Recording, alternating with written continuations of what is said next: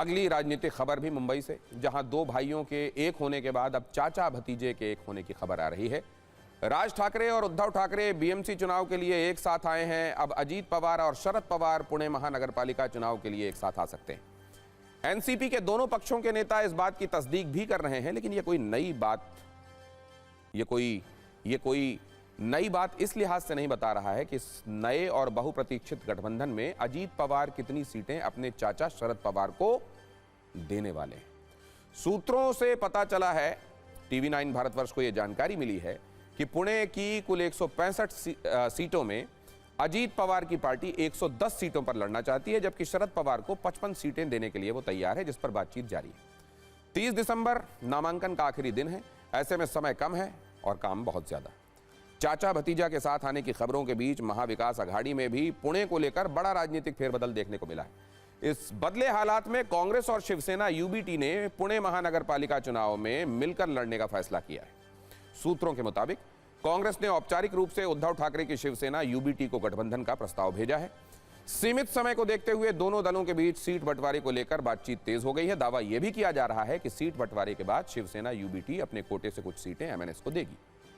इस बातचीत में पुणे के 41 वार्ड्स और 165 कॉर्पोरेटर सीटों का बंटवारा होगा, जबकि एकनाथ शिंदे की शिवसेना का साफ कहना है कि उनका गठबंधन बीजेपी से है और वो कायम रहेगा।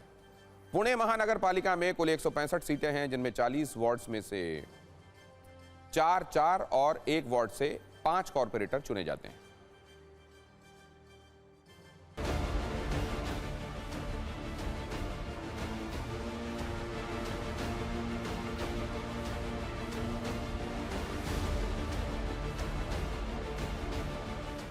कल परसों हमारे जो भी मित्र पक्ष है, जो भी हमारा अलायंस है, उसके साथ बात करेंगे।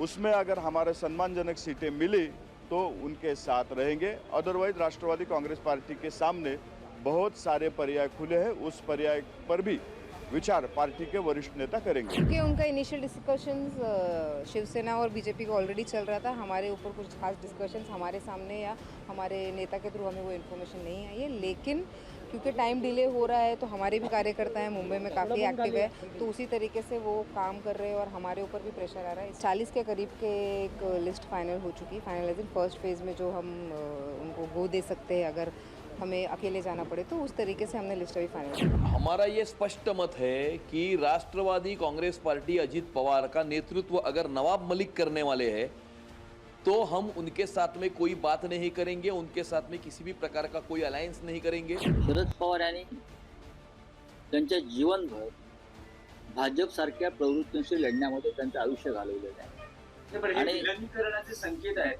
मला असं वाटत नाही की विलीनीकरण होईल। त्यांनी दोन पवार एकत्र येऊन जर भाजपचा पराभव करणार असतील तर म्हणतोय।